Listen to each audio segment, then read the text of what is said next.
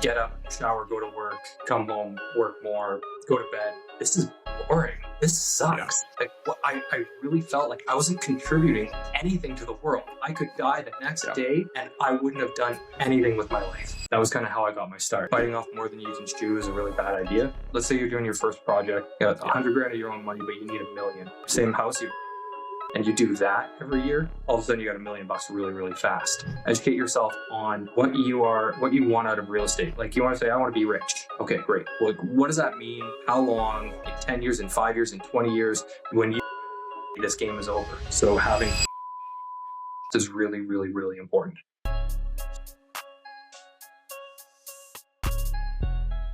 Joining us today is Degagne, a 20-year real estate veteran and founder of Missing Middle Solutions. Dale started his journey in real estate while working full-time in the military, using his income to build a portfolio that eventually allowed him to retire and live overseas. Now he's dedicated to creating eco-friendly, sustainable housing with $20 million in projects currently under development. Yeah, that's about right. Dale's career spans from multifamily renovations to large-scale sustainable real estate ventures. Now, Dale, we're excited to have you here today and unpack all the value that you have.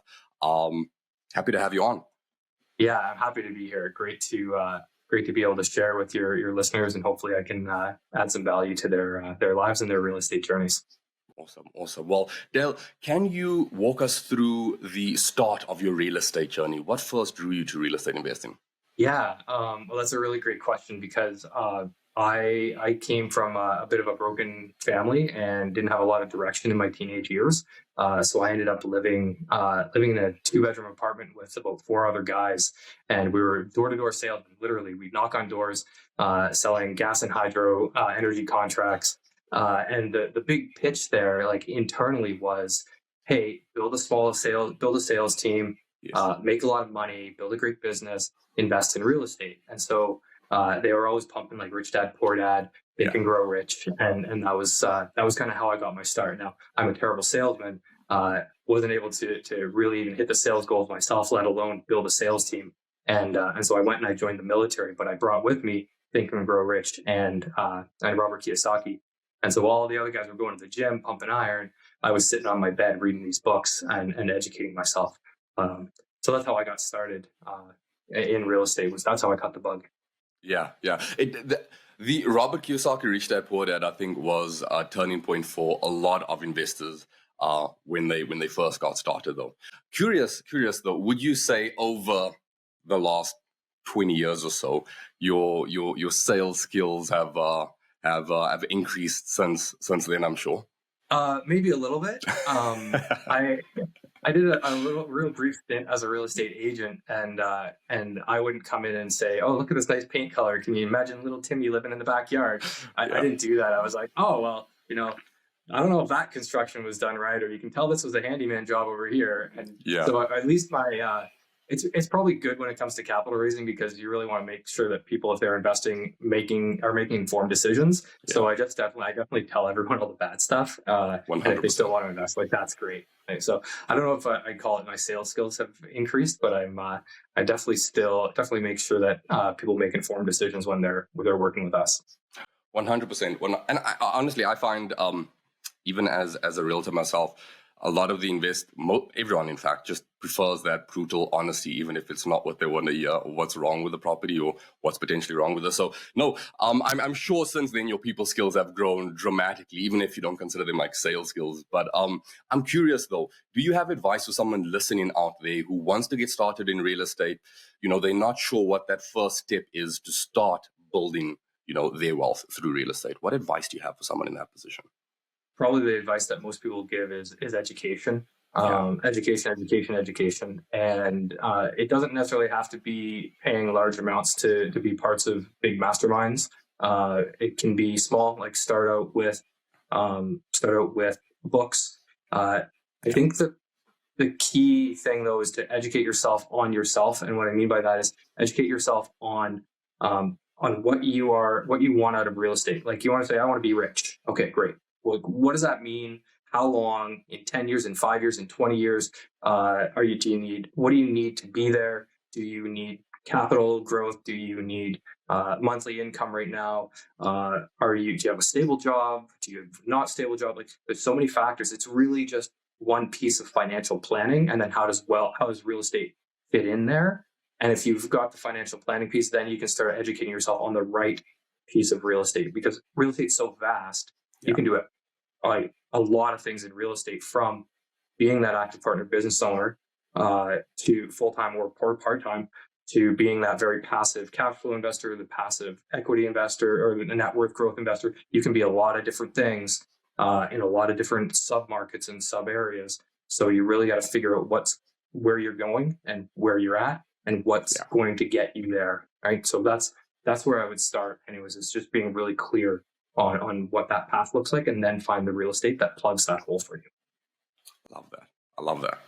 Because the clarity is what's needed to start taking action, to get some direction. And, yes, from what I've seen is it starts with the education side. And then, some people are self-aware enough to dig deeper, get clarity on the direction they want to go. Some people, maybe they need a little assistance on the coaching side to help them sort of understand the resources they have, the goals they have, and potentially what strategies would help get them there, the quickest, easiest way given their resources. And but I know many people feel overwhelmed by the different real estate strategies out there. How can someone sort of help determine the right real estate strategy that fits their financial goals as well as their resources? Do you have any advice for that? I'd say the easiest thing to do is to identify that financial goal and simplify it down to the point of whether you need to build your net worth, like build your cash reserves. We call it building the war chest. You need to build your war chest, or are you on the backside of your investment journey and you just need monthly cash flow? Like you need income, and income is nice, but the reality is everyone was into the Burr method before, right? Buy, rent, renovate, or buy, renovate, rent, refinance, repeat. Yeah. And that was all the rage for a long time. And some people still do it, and it's fine. But that was like, you would take your $100,000 and you're basically recycling the same $100,000. And by the time you're done, you recycle it once, like, oh great, I've added an extra $100 in income to my portfolio, and a lot of equity, but I can't do anything with it. So your return on equity in that first project is actually kind of garbage, right? You're making $100 for whatever that equity is, but you've recycled your capital, so that's good. But if you were to take that same thing and sell it, right? Same house, you invest 100, you sell it, you make 100, now you have 200. Now you will buy 2 houses, you turn 2 into 4, 4 into 8, and you do that every year. All of a sudden, you got $1 million really, really fast, right? So flipping and building and selling, that actually builds that war chest really fast. So if you look at where you're at, you say, I got $100,000, I want to be at $500,000 in 10 years. Okay, you're probably better to go into things that generate substantial net worth growth for you, not cash flow, because it's going to be really hard to take 100 and turn it into 5 if you're focused on cash flow. Now, if you're on the downside, or the backside of your financial plan, you're edging into retirement, and you're like, okay, now I want to buy. Maybe you got a big war chest. Yeah, maybe you do buy a rental property, and you put in 50% down so that it cash flows really well, and you sit on that. Or maybe you pay cash for a place. I don't know what your situation is, but the point is that you focus on the cash flow once you have the capital in back, not only to buy it, but to manage any of the downturns, because that's one of those things that, like, when you run out of money, this game is over, right? Or at least you have to declare bankruptcy or insolvency and restart. So having a big war chest is really, really, really important. I love that. And I like the fact that you split that answer up into where you at, the stage that you're at in your life, because the approach is always different based on where you're at. So I like the fact that you highlighted that. Now, people getting started, some of them, they uncertain on property type. How big should I go? How small should I go? Small, keep my mistakes small. Should I go big and aggressive? And what's your take on all of that? I think biting off more than you can chew is a really bad idea.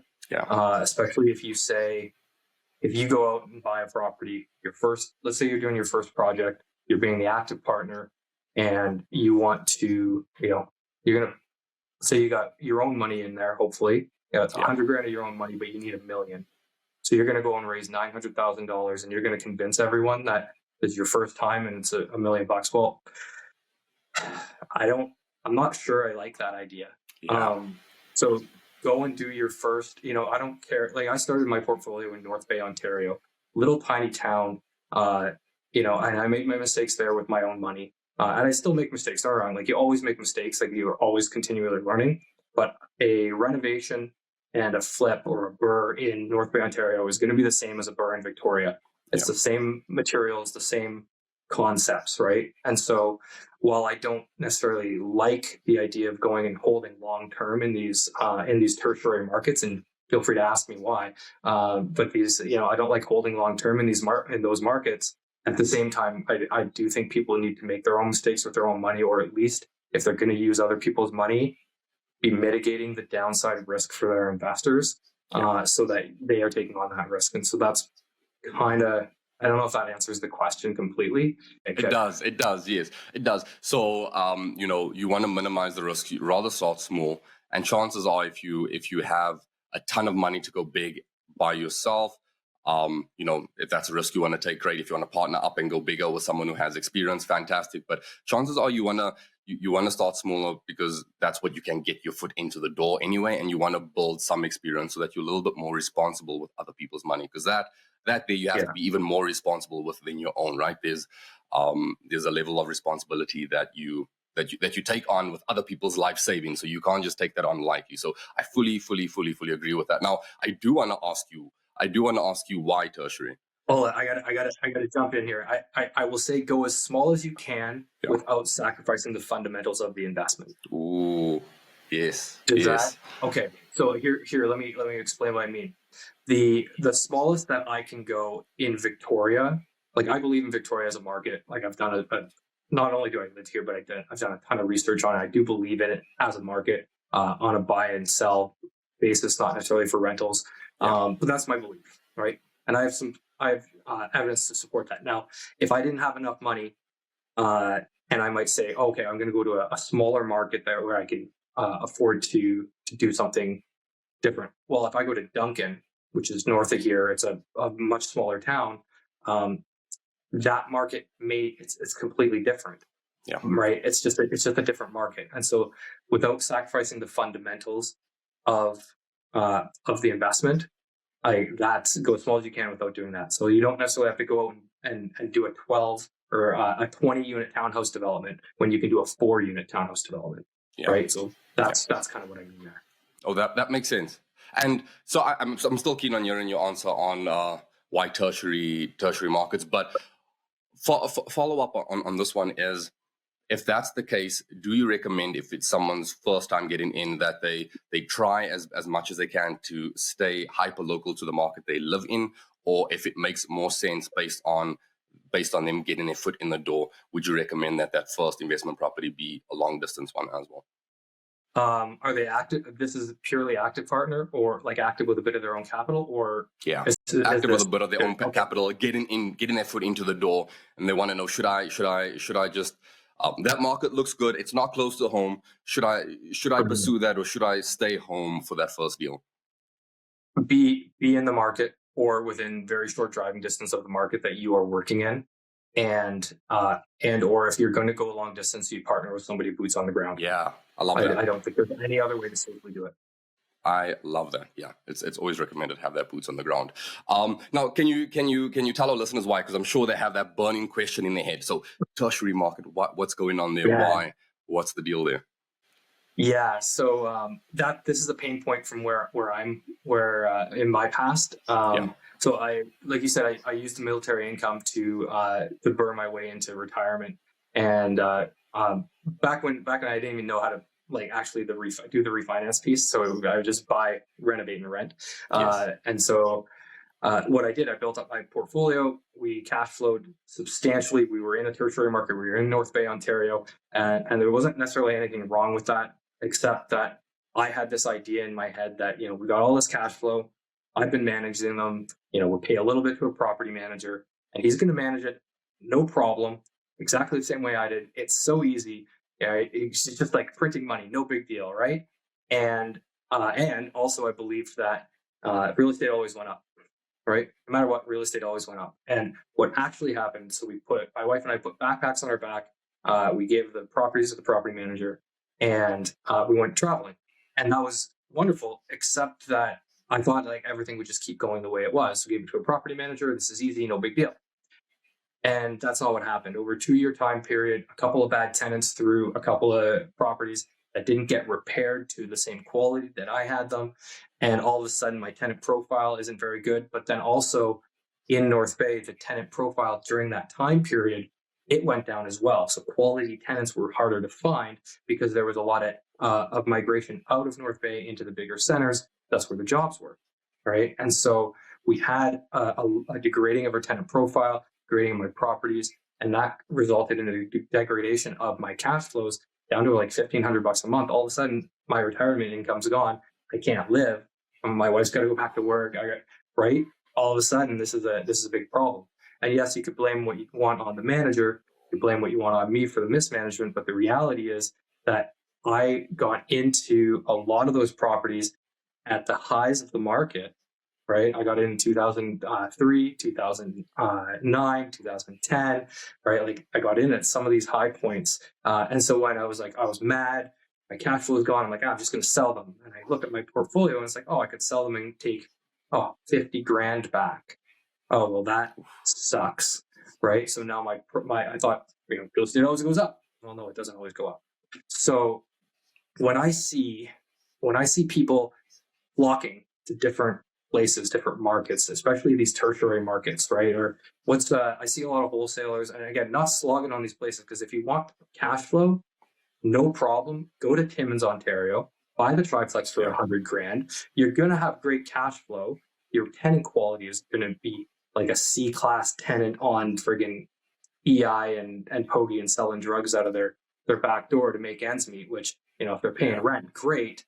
But your tenant quality is going to be bad. And then there's just a whole lot of challenges that come with that. So I'm not a super fan of tertiary markets because I don't think there's enough appreciation, except when the whole world is printing money. I don't think there's enough appreciation there. You get the cash flow, which is great, but I think coming towards those major centers is a little more important. Investing closer to those major centers, while still being, if you're into cash flow, invest in those major centers that give you the cash flow, but also have that strong appreciation and good tenancy profiles. And then if you're into net worth growth, you just want to be in those major centers. Like probably right now is not a bad time at all to buy in Toronto, Vancouver, Victoria, right? These bigger centers that have had migration out, but are going to have migration in, and they've had price pressures downwards, but that we haven't done anything to fix our housing challenges. So the price pressure is just going to go back up. So that's why I'm not such a fan of tertiary markets. Definitely not a fan of following the herd either.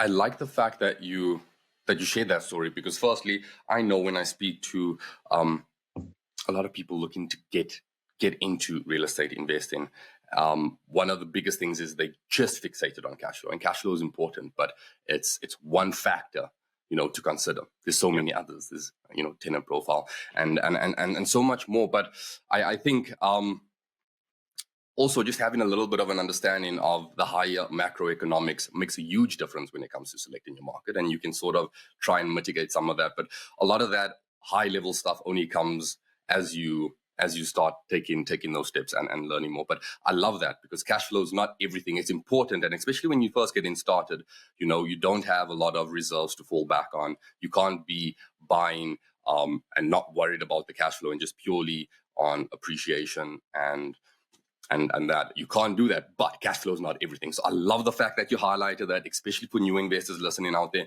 There's a lot of factors to consider outside of just the purely the monthly numbers. Now, when you started buying and renovating properties earlier on in your career, how did you balance this growing portfolio with the full working full time. Before you made this whole step, while you were in that grind of things, what tips do you have for others that are in the same situation, trying to push through that tough time? God, you know what? I didn't have any balance. I mean, maybe you call it a little bit of balance, I guess. Let me tell you how my life went. Yeah. I was working, I was working my full-time job, which is like a weird 7 on, 3 off schedule, 7 on, 4 off, and a mix of nights, evenings, midnights, whatever, right? And basically, if I wasn't at work, I was renovating. And so I was 14 to 16 hours a day.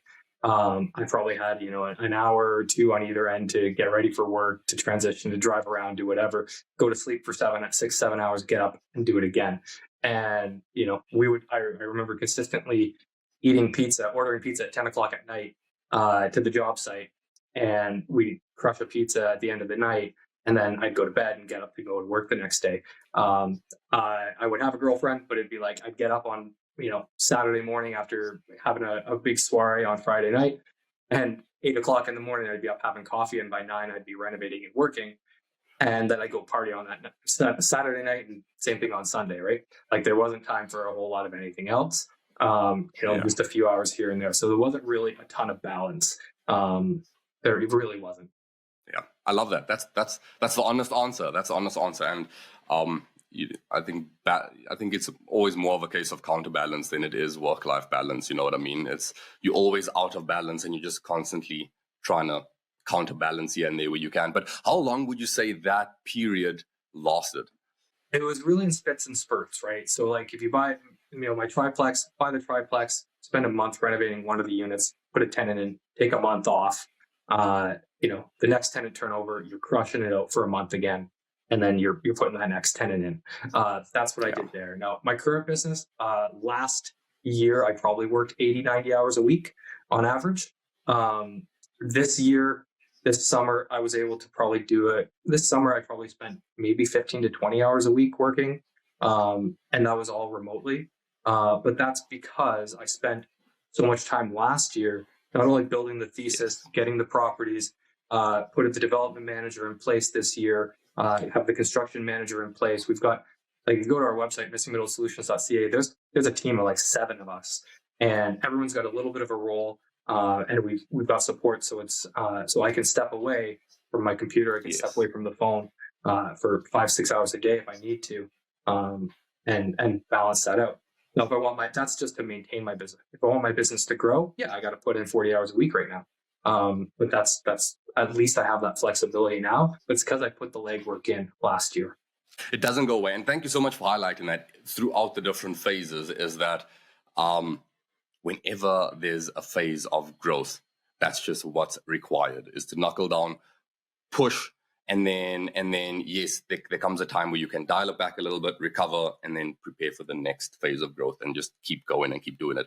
It's the game. That's what it entails. And honestly, that's the fun part of it, though. Going into it, you don't expect that, but eventually that's the part you enjoy. That grind is what you enjoy, and you realize maybe it's not sustainable grinding that hard, pedal to the metal long term. So you do it in short spurts. But thank you for highlighting that. Now, I know you shared that tipping point. You guys got to the point where you felt, okay, we can quit that 9 to 5. We can actually, enjoy the fruits of our labor and keep it going. And then things did not go as planned.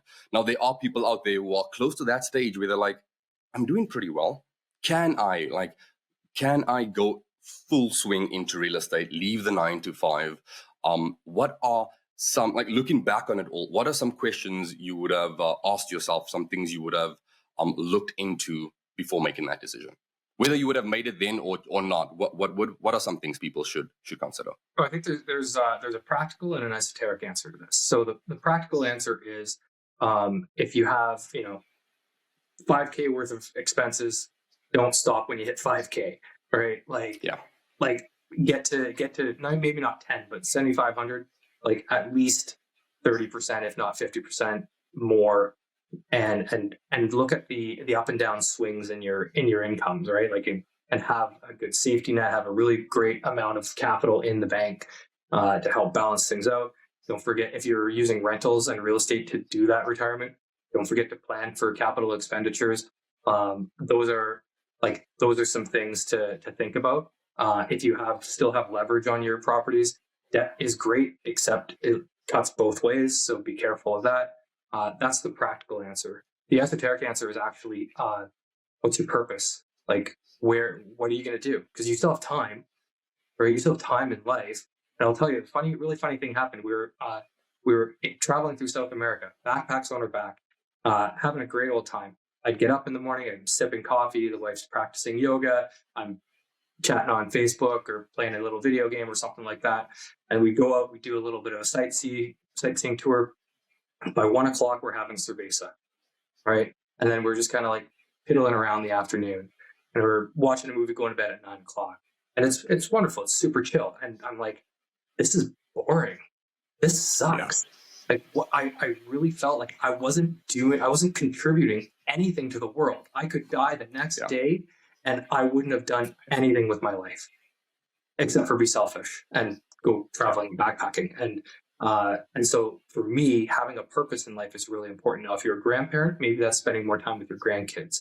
If if you're, I don't know, if you're not a younger adult, maybe you're taking care of your other kids. Maybe you do want to just give your family the opportunity to travel the world with when your kids are young. That's cool. Nothing wrong with that. But just understand why you're doing it, rather than generating wealth just to generate wealth, or retiring just to retire. Right? There's got to be a purpose behind how you're going to spend your time, and that's what I found. And so that's what I would ask people to consider as they're making that leap into retirement. I love that. It's so true. It's finding that fulfillment, and that fulfillment really ever comes in the form of selfishness and a whole bunch of flashy, fancy things. It usually comes in the form of serving others. So it's figuring out where your passions lie, how you can serve society, and moving in that direction. Now, I love the fact that you split it up into two things to consider, because both are very, very important. You need to live, you need to survive. So you need to make sure that you're making educated decision on when that time is. But again, it comes down to having self-awareness and clarity and working on that, so that you can actually purposefully walk in a direction that you know is going to bring you fulfillment. So thank you so much for highlighting that. This has been jam-packed, and I just want to keep it going. So I know you've highlighted the grind of it all and the phases that you've gone through. And I know when people listen to successful people out there, oftentimes they're like, what's your routine like? And oftentimes that routine right now might not be the routine that you use to get to where you are. So if you could think back and reflect, what are some potential habits that you would say served you well in your time of growth? Single-minded focus is probably the biggest thing for me. It's not a sustainable pattern, but the get up, shower, go to work, come home, work more, go to bed, doing that's not a sustainable pattern. But I would say from a sustainable growth pattern, especially if what you're doing is relatively high stress. We managed millions of dollars for our projects. We have private investors. That's a high stress position to make sure that we are being diligent with our capital. So I would say a couple of habits would be fitness. Not necessarily like you don't have to train for a marathon, but make it a priority to go to the gym, 2-3 times a week, whatever it is it's going to work for you. Limit the alcohol. Alcohol does not help you. If that's how you're managing stress, that's a problem. I like, don't get me wrong, I like my beer, I like my hazy IPAs, but you can't be doing it every night for 4 or 5 drinks just to manage things. So don't be doing that.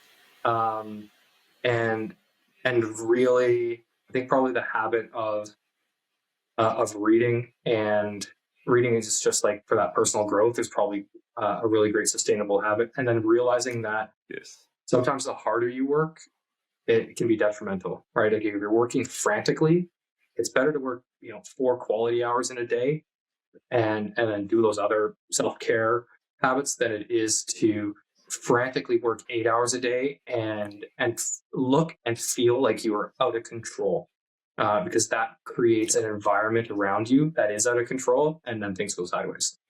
That is gold. It's so true. And I'm reflecting on myself personally, and I found myself oftentimes sacrificing, like, I don't have time to gym. I got to do this, and this, and you just stay in the grind, stay in that. And there's been times when I've had to question, like, does more hours equal moving the needle more? And if that's not the case, then I need to reflect and I need to change something. Yeah. So I can completely relate to that, because it's always wanting to push more, but it's how much is that moving the needle? Am I being as productive as I could be if I rather spent quality hours and then I took better care of myself and my mental state? So Yeah. fully get that. Now we all know that you're not just doing this for the wealth building side. Also, you have other ulterior motives, such as the environment, using recycled materials, cutting costs down, all of those things. When for investors out there who have a similar goal in mind, and they wanna better the environment as well as better their financial situation, how do you recommend they go about finding that, again, balance between profitability and social responsibility? How do you fight that battle? I want to actually go back to how I developed this purpose, because a couple of years ago I was pretty lost, in terms of, like, I had sold my portfolio in North Bay, Ontario. Eventually, I'd done a couple burrs here. I realized that strategy is not working. Interest rates were rising. I needed a complete pivot, and I was sitting in a room full of really successful people, and I was like, I realized I didn't want to be wealthy just to have money. I couldn't get behind this idea of uh, burning apartment buildings, for example. Even though, like, the numbers worked at that time, they really worked, and the politics didn't crush it, hadn't crushed it at that point. So, but I couldn't get behind it, and so I got behind this idea of profit with purpose, and Yeah. and then I remembered that Steve Jobs he made a lot of money, obviously, but he didn't make money because he was necessarily a spectacular businessman. He is or was, but he made money because his products and his company added value to the lives of many people. And so I adopted this mentality that you make money by providing value to other people. Hands down, that's it. And so that's where we came into this, building things twice as fast for half the cost. Why? Because we have a housing crisis and we need to make housing more affordable. How do we do that? We create a lot of housing, and we create it for very low cost, without sacrificing affordability and all that, or livability and quality, of course. And so there's that. And we have an environmental crisis. So I'm not there yet, but hey, if I had a way that I could use all recycled materials, like 3D printing friggin' plastic walls. I don't know if that's really a thing, but like, if you could do that, and like, why not, right? Like, let's solve crises, the environmental and the housing crisis at the same time. I think that's a really great way to go. Now, you got to live in reality. That's a great North Star. You got to live in reality and say, okay, where we are now, let's start where we are, and then make these adaptive changes as we go. So how do you, the original question, I think, was how do you balance the profit with that do-gooder mentality, right? Well, I think you add the value. I think you do that first, but at the end of the day, we're real estate investors. I'm not BC Housing. I'm not a nonprofit organization. I mean, if you were, great, then be a nonprofit, but we are a profit-based organization. My investors expect a profit, a risk-mitigated profit. I'm going to make profit, and so make the numbers work first, and then make conscientious decisions along the way that will be socially and economically or environmentally beneficial. Give you an example. We have some tenants that are low income. They are eventually going to be evicted so that we can replace their building that has like 1 or 2 units with 12 units. And so we're giving them the heads up now. We are following the steps that we need to. The reality is that these people don't get any social assistance for their new housing. They're going to end up on the streets. Well, I'm just not. If it came down to a choice between evicting them and having them live on the streets, or waiting a month to start our construction, I would wait a month to start our construction. Why? Because that's being a good person, right? Like, so you just have to make these choices. But I wouldn't wait 5 years until they all passed away and whatever or moved on their own. Like that wouldn't make any sense. Does that kind of make any? Yes, Does that absolutely. understand the balance? Absolutely, absolutely. It's a balance. It's a fine line. But I love the fact that you highlighted value, because that's it. It all comes down to value. The more value you can add, the more money you can make. The better, the more impact you can have in general. So yeah, I love that. Now, Dale, we're about to switch things up with our rapid fire round. So I'll throw a series of questions your way. I hate We're looking for rapid fire, short, but let's go. punchy responses. Just whatever. Just go with your gut. Go with your gut. Let's see what wisdom we can pull out when we speed things up. Are you ready? Yeah, let's do it. Okay, so what role does real estate play in achieving financial independence and retiring early?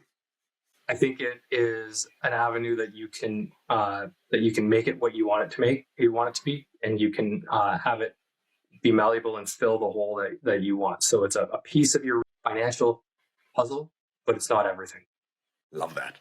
Now, what's your advice for those who think they don't have enough capital to start in real estate? Provide value in another way. Be some sort of help to somebody that they need. Find somebody who's doing it and add value that way. Be a shadow. Be whatever it is. Whether if you have a role, if you're strong administratively, bookkeeping, something like that, just offer some bookkeeping services for a very small amount of money or a very small amount of the project. I love that. I know it's quick fire, but I just want to add to that is I love the fact that you could bring your skills and you can just stack your skills on top of each other inside of real estate. Like yourself, taking skills that you learned from the military, bringing that into the business. There's so many skills that we could just layer on top and have that individual advantage compared to someone else. And you could bring something to the table that someone else doesn't have. So I love that. What advice would you give to someone who feels they lack the support or the network to get into real estate? How can they start building those valuable relationships? Find a new network. Like if you're sitting at home and your brother and your next door neighbor are saying don't get into real estate, keep your nice steady pension job, like go find a new group of people that think differently. They're out there. Start going to those networking events. Go to entrepreneurial events. That's the way to do it. Don't hang out with the crabs in the bucket. You don't have to. Yeah, 100%. The biggest thing you have control over is your environment, and that has like the biggest impact. So just put yourself out there. Investors are actually really, really very friendly and supportive. It's such a fantastic community. Now, for people listening who feel they'll never break free from their 9 to 5, what advice would you give people to help them get started on that path towards financial freedom, whatever that looks like for them? I think every life is just about choices, and you may not like the choices you have in front of you, but you got to make them. And so if you're never going to break free your 9 to 5, you got to make the choice, right? You got to make the choice that at 8:00 at night, you're not switching on Netflix. You are educating yourself. You got to make the choice that instead of having, maybe you don't go on a $20,000 vacation to Disneyland this year, you do $3,000 and you go camping. Right? You look at your expenses. Are you buying? It's the latte thing, right? Are you buying the lattes? Well, okay, if you are, there's nothing wrong with that, but you can't sit there and buy the lattes and then tell me you want to, you're having trouble making ends meet. Life is choices. You may not like them, just make them. I love that, because the thing is, it's a lot of it is also just, I find, getting clarity. Some people are they don't want to know what the finances look like. What am I spending my money on? What is that? Let's just be blissfully ignorant, and therefore we don't have to make decisions. But if you get clarity, it definitely helps you navigate and make decisions more purposefully. So fantastic. This has been really, really great. We almost out of time, but I don't want to skip this section because it's one of my favorite segments. So it's called Time Capsule. Okay, so let's imagine you stumbled across a time machine. You can't change anything, but you can give and receive your advice from your younger or older self. So first, let's go back to when you were 18 years old. What advice would you give your younger self with the knowledge that you have now? It could be personal, investing, familial, combination of all of them. What advice would you give your 18-year-old self? Oh, probably I would probably just give him like Bitcoin and the date that Bitcoin. Oh man, that's all that's needed. That's all I would say. Yeah, that's probably, actually, if to be seriously though, I would say I would just give him a lot of encouragement and Yeah. the great things that he would do. So when I was 18, I didn't really think I would do very much. I thought that working minimum wage for a construction company, I thought that was pretty good. Yeah. And there's just so much more out there. So I would probably just give him a confidence boost and tell him to invest in Bitcoin. I love that, man, especially for people out there listening who they think in the same thing, like I think that boost of confidence to say that anybody can do this, right? Yeah. Do you have the drive to see it through, essentially? I love that. Yeah.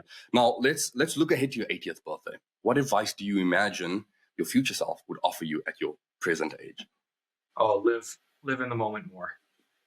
Yeah. That's what it would tell me.